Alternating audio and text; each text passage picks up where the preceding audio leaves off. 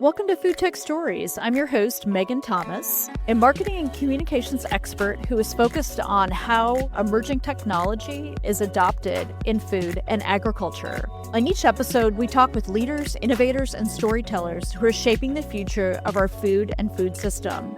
If you value our content, please consider subscribing. Today, my guest is Jordan Schenk, who is CEO of Flashfood. Welcome to the podcast. Thanks for having me. Let's dive right in. What brought you to the role as CEO at Flashfood? Over 15 years, I spent a lot of time thinking about the food space, food systems, building disruptive businesses within that space, how we answer some of the world's biggest challenges around what we eat, which is exponential knock-on effects of community health, which is like ultimately human productivity, climate, all of those things. So Flashfood for me was a natural progression in running through the list of big issues to tackle and solve. And, I had come from the consumer product goods space, leading marketing at Impossible Foods, building my own health and wellness brand at Sunwink, and then coming here to start to really think about what we do with all of this edible waste within our system. That's a good segue to the work of the company. So what is Flashfood doing for the market? Today, we're a two-sided marketplace. Think of that like when you hear the word Instacart, where you've got people shopping for you and then you're buying, or Airbnb, where people are renting their homes and you're staying in them. We are exactly that for what's effectively food that is surplus or nearing its best buy. So we partner with grocery retailers to make sure that inventory that they have never finds its way to landfill. It always finds its way to the plates of customers. And then we actually are a shopping app that you can download as your everyday shopper and get really, really good deals on high quality, fresh food. We've all heard the statistic that I believe it's 40% of food in the US is wasted, and a bit of that goes from every part of the supply chain. So obviously an important and intractable challenge. So really intriguing way that you're solving it. When I get the chance to meet listeners of the podcast, they often mention the quality of the production as one of their favorite parts of the show. That praise is due to the team that edits the show, TJG Media. Their team works with the raw audio files of each interview to enhance the quality of the sound, minimize external noise, and cut out the natural pauses that occur in conversation to create each fast-paced episode. Plus, they create engaging short-form videos to promote each episode on social media. Visit tjgmediallc.com to find out more. I'm curious about on the retail side, how do they actually interact with the platform? How does that work? Today, 40% of all food we produce finds its way to landfill. $150+ billion of just food made that goes straight to not yours or mine's belly. We're dealing with accessibility and hunger at higher levels than we've ever seen. We're overproduced 2,000 calories per every person on the planet, yet seemingly most of us aren't finding access to that. And into retail, that's about 35 billion annually in North America that you see go to waste. So a retailer, when they're engaging with us, effectively in a store when you shop it, and I like to walk folks through as a consumer, your expectation of a grocery store are big, beautiful, bountiful shelves of all sorts of things. Our store is to look that way is very different than e-com, where you can just have like a picture of something and you're not so worried like if the Apple Tower looks great, or you're not questioning the last onion or the last sandwich. What we're able to do is come in at that moment where most of the supply chain in grocery is actually designed to not have that be the outcome.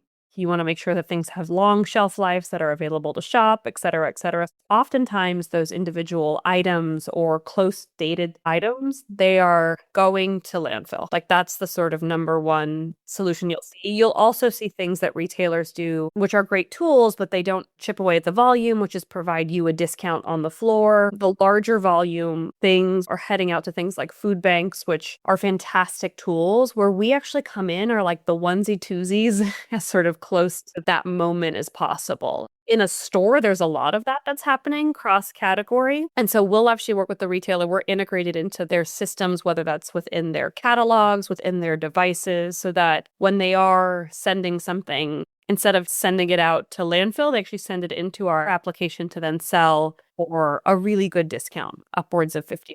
And then our platform, as I mentioned, is available in any app store that you can shop it in. If you have Snap and EBT, you're able to use that on platform. Any sort of purchasing vehicle you have, you can also use other than cash, which no one's ever been able to use inside an app. And in working with perimeter departments with perishables, I know that time is so important. I'm going to get a little micro here. Is it typically like the department manager who is actually identifying what needs to go into the app? What are the mechanics of that like actually in store? In every store, all retailers have the same SOPs, but oftentimes it will be that department lead.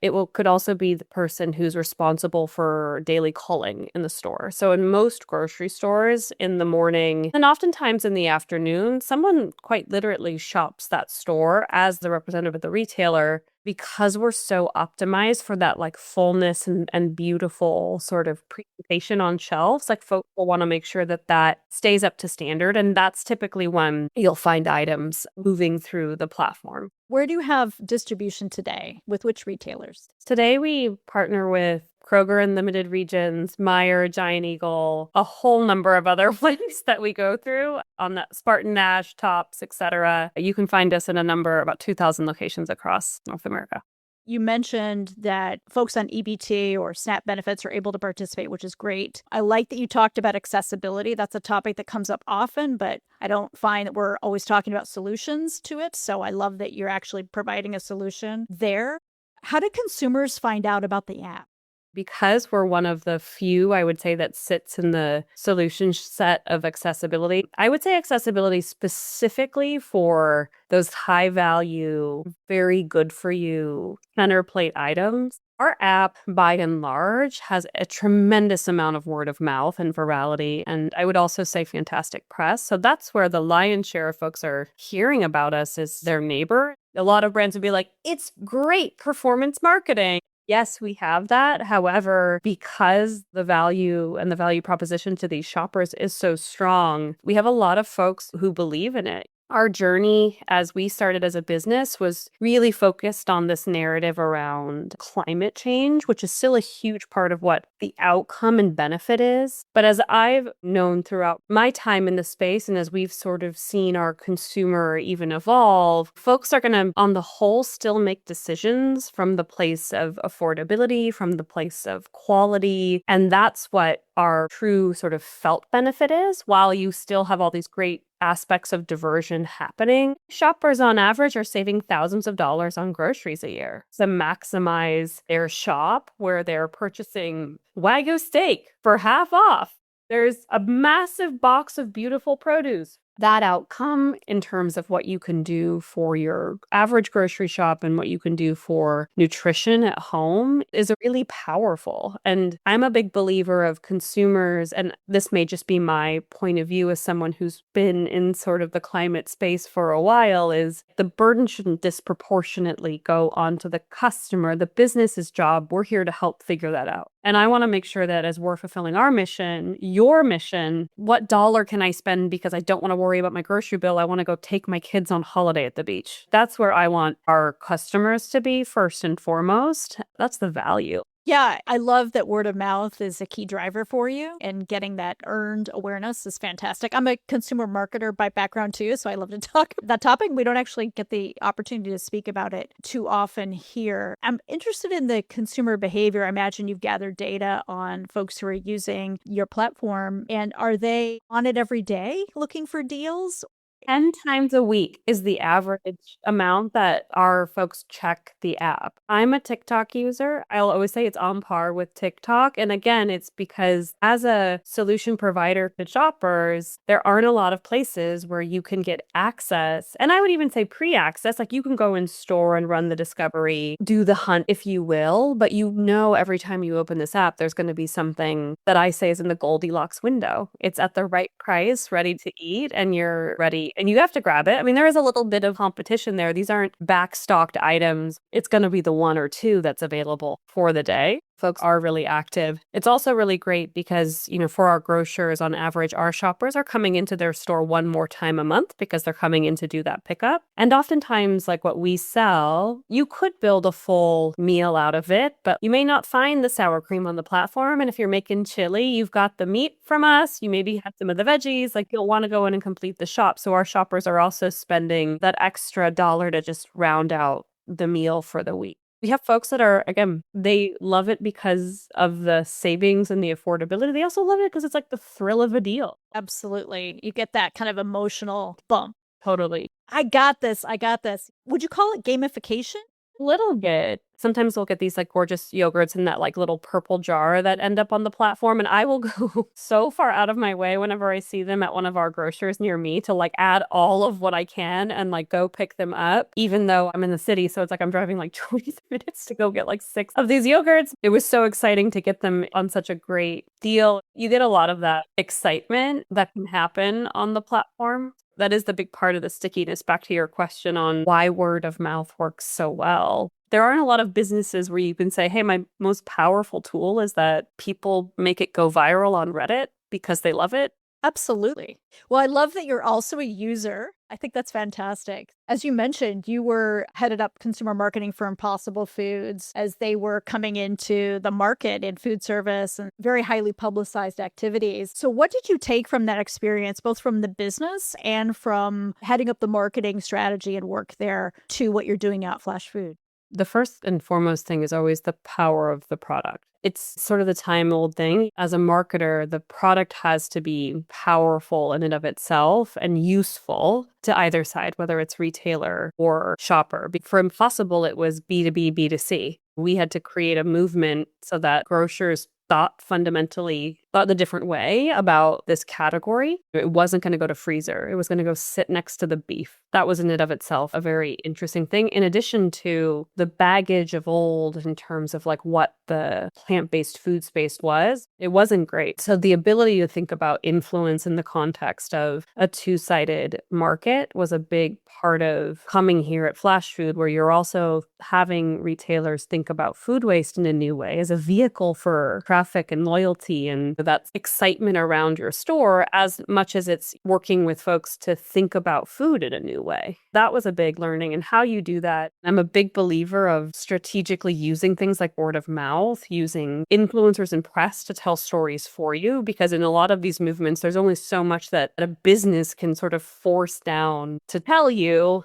Outside of like Impossible, the strategy was designed to have restaurants tell the first story. It was designed to make sure that all of our first-time consumers actually sat down at a meal with a burger in front of them for 45 minutes to discuss that experience. And in that, any marketer, it's kind of like the Red Bull. You're looking at time spent with your product, and a lot of times you want people to question it, to digest it, to sit with it, because that activity creates a relationship that's more authentic to just an advertisement. We think a lot of that in the same way here, where I could run billboards to tell you exactly how to think and feel, but the most important thing is like the community can share it for themselves. Their end of year wraps and screenshots of what they've done is powerful, not only from the savings, but from the climate standpoint, in the same way that our retailers being able to meet their business goals, amazing, but also their goals around accessibility or zero hunger, zero waste at Kroger, or all of those things. That's a lot of what I take from it.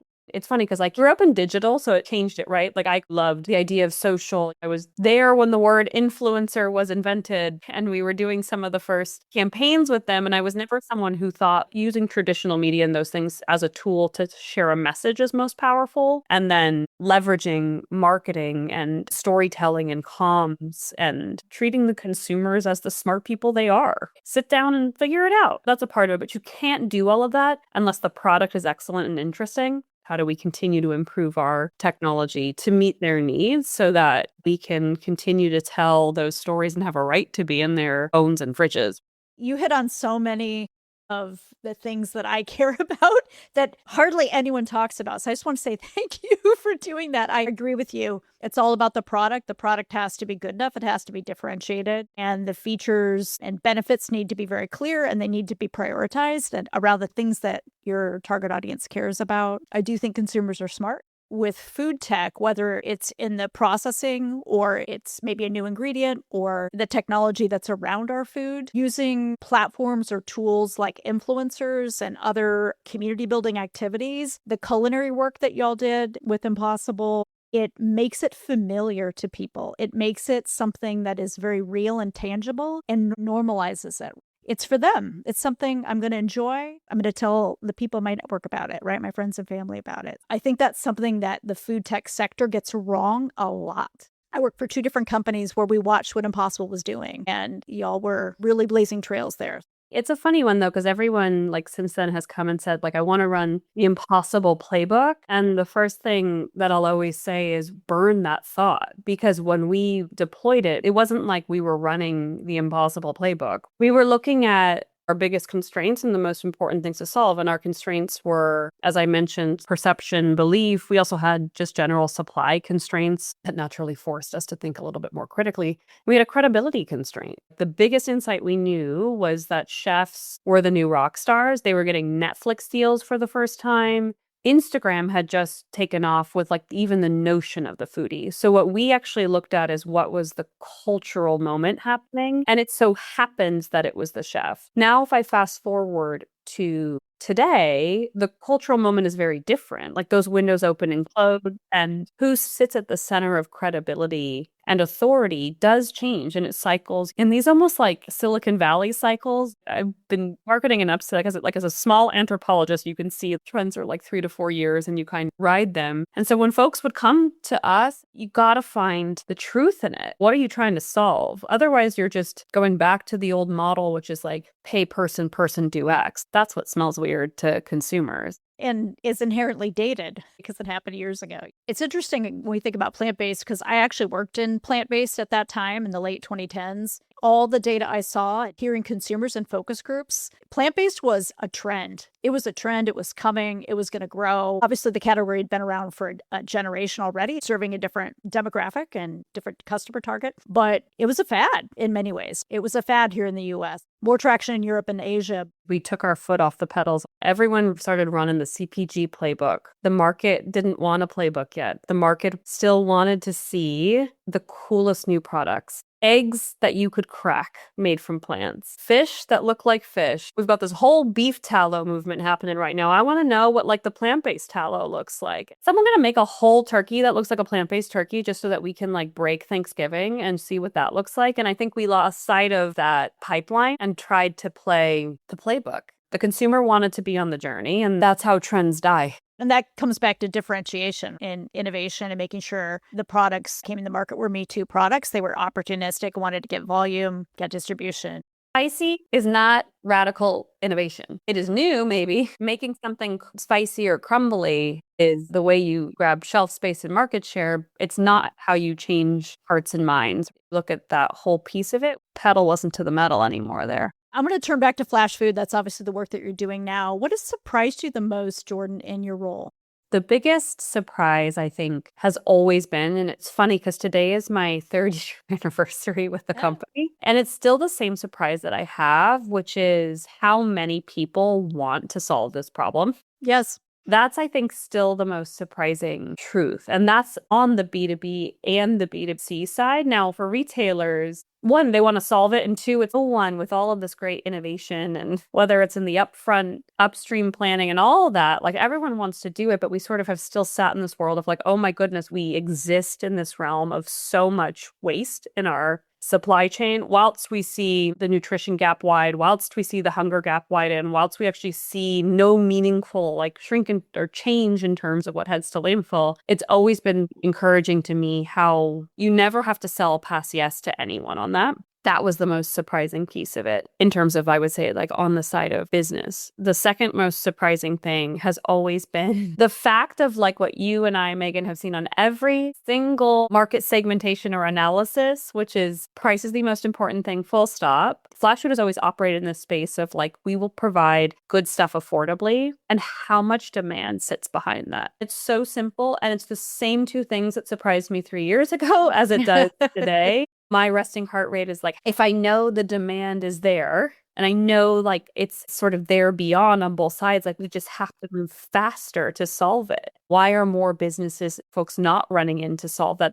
It's very rare when 90% of both populations are saying, can someone solve this for me? It's like almost very different when you think about, we were using the plant-based example where you had like sub 7% of the population even eating it, and you had to like convince a bunch of people to try it. It's still surprising that sometimes even the simplest solutions often don't look at, where the data is almost like insurmountable in terms of what needs to get solved. And I think of that too as like a startup CEO where you're like listening to all these companies and here's the TAM and here's what may be the demand and here's that, blah, blah, blah. It's all fluffery numbers when I look at this space where this should be no brainer, but here we are. It's a sleeping giant. Do you think it's because the technology wasn't there and that consumers 10 years ago, the technology and the consumer behavior wasn't there? Or do you think there were other things that got in the way? A lot of where we're seeing our own acceleration is we do exist in a moment where the willingness to try new tech is higher than before, specifically on the business side. You've got most of not even just grocery, but retail with corporate earnings reports with the agenda to be faster on technology, to be AI forward. You oftentimes would not hear these businesses put that at the forefront because there's an investment in cost and a shift in the business that needs to happen. And so that change of events at a macro scale is driving the adoption because it is a tech solution that has to happen. Tech and service, like there's operations and then there's integration.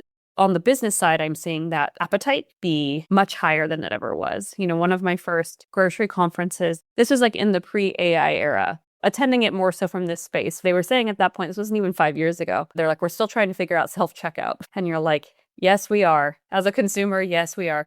However, the rate at which we've evolved beyond that now, even with these retailers thinking about their tech systems, is so fast. And then on the shopper side, the sort of macro pressures of affordability being a very real one, we still have accessibility issues with massive food deserts. I think consumers have also felt that more than before. So it does change the landscape quite a bit in terms of what they're looking to adopt on both ends. And I was looking up this stat earlier this week. 30% of households in the US have a household income of $50,000 or below. The sheer number of households that are on a very tight budget for not just for food, but across the board, in the conversations where people in businesses are thinking about affordability, their sense of affordability is completely different than tens of millions of Americans. And they don't realize it. I think that's probably those unspoken truths that you've tapped into. There are a lot of people who are looking to be really cost conscious when it comes to food, and they still want to deliver the best for their family. Yeah, you can even like play that to the more extreme that most leaders or executives like on their staff, it's something like a third to nearly half of their staff are making trade-offs for what they eat down to the core of it. That's also really eye-opening when you think about just that relationship we have. And it's the income component of it, but also, which is sub 50, but even folks who are living household incomes 100 plus, the trade-off is being made across the board for, call it greater activity to like, how do I feed my family affordably? Hunger is a really interesting thing because it oftentimes much more pervasive, or I would even say it in the context of nutritive food is way more pervasive than I think folks realize. The most perishable items are the items that people on a budget, it's riskier to buy something that's perishable that at a high price point, if it goes bad in the fridge, then that's something someone can't eat, and having something in the freezer is better. But oftentimes your perishable foods are still your most affordable. Sometimes we've done ourselves a disservice to make health be aspirational because it's actually, can at times, like it is pretty affordable. We've sort of created this like bubble around the perception of what health is. And so that I'm like, I want to knock on my fellow marketers a bit. And probably a more accurate way to say it is that there's less utility in something that is perishable that is about to go bad. If you buy a giant amount of kale and the family eats only 10% of it, I've talked to many consumers who they hate that. People hate. So it's more the utility of perishable, but the value can be tremendous. It's a little riskier for consumers who are trying new types of fresh foods. But I appreciate the pushback. So looking to the future for Flashfood, but then kind of more broadly across food innovation, what do you see ahead? Food innovation is one place of it, which is like consumer product good. And then there's the supply chain side of it. I do think what excites me a lot about what you're seeing in retail right now is how these businesses are thinking about how to transform like operational efficiencies, how to like leverage their labor forces to be focused on more of the right things and more technology. There's the AI agenda that's running as a part of it, because what that will also mean for consumers is the opportunity for more affordable items to land on shelves, for retailers to focus on the supply chain. You know, we still have a lot of challenges around a world where weather is extremely unpredictable in this day and age. That is very impactful to the items that show up on our grocery shelves. So seeing the way that folks are thinking about data, how that data gets utilized in terms of where and what bets are being focused on within the supply chain and also within the labor aspects of the businesses. I see the technology coming there and the upfront planning. I see the commitments coming from a lot of the retailers, and that it's very unique in this moment. I'm an optimist on those outcomes in terms of shoppers. I don't have much on the consumer side of it. How do we just get out of everyone must eat protein rut? I'm dreaming of the days where we get back to radical innovation and the novelties that we bring in aren't tooting the same horns. I would frame it more as my wish list that we get a little bit more creativity in that realm, which is something that I believe will happen again because innovators hate chasing the pack. So I know that we'll probably start to cycle back to the realms of radical innovation. This is almost like a knock on myself. As much as like protein and fiber is amazing and we all need it, but we got a lot of stuff with like, let's figure out those products instead of them just pouring more into it, really transform some of the deeper aspects of our supply chain. It's more of my wish. In trend cycles, it's how we go. We're on the precipice of another push of big innovation, especially coming out of what we're seeing with data and discovery. The first realms of it always happen in the realm of SaaS, and then it kind of goes into biotech. And then all of a sudden, food tech wakes up to it, and you've got this whole new understanding. And I imagine that cycle will follow similar to what we even saw in those big plant-based movements that happened.